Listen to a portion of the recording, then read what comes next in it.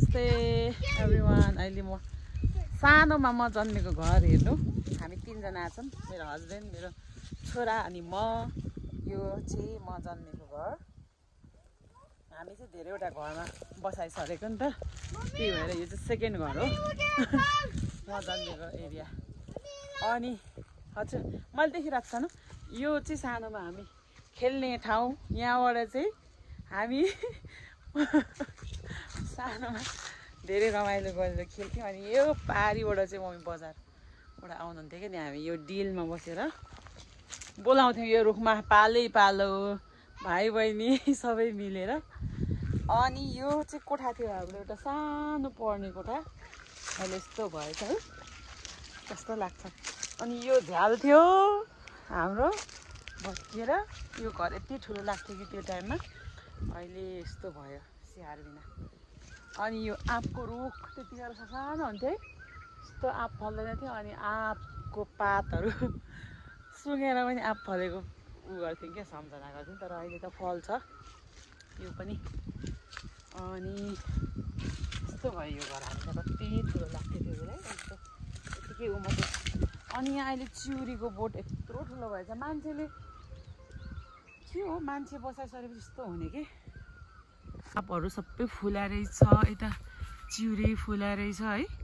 कोहीले पनि कता कु गर्दैछ।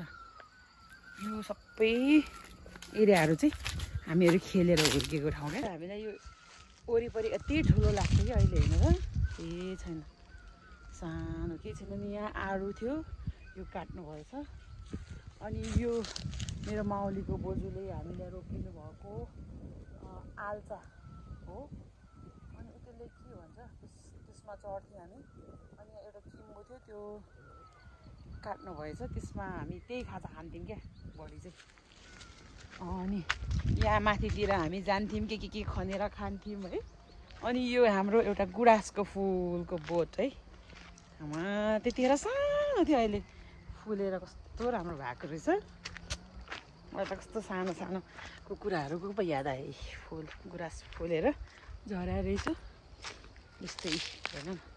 वाउ, यस्तो सानोको कुराहरू धेरै याद आयो।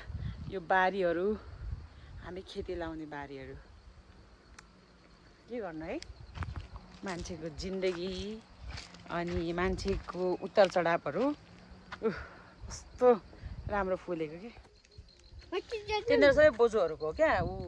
यो खालि बाँझोगरा छ नि, देखि तल बाँझोगरासम्म बोजूहरूको, यहाँदेखि निरम्बले बाजीको उकालोको, अनि माउलीको बोजूहरूको। अब के गर्नु, ऊ त्यो खरबारी, ऊ त्यो सल्लाहघारीदेखि उकालो सबै बोजूहरूको माथि टपसम्म, पल्लोपट्टि ओल्लोपट्टिसम्म। कहाँसम्म हुनु हौ, यो को हो यो? पापाले तिमीले कहाँ गुराँस टिप्यौ सानो? घर हेर, खोइ दुईजना। अब यताको चढ्ने हाम्रो काम सक्यो।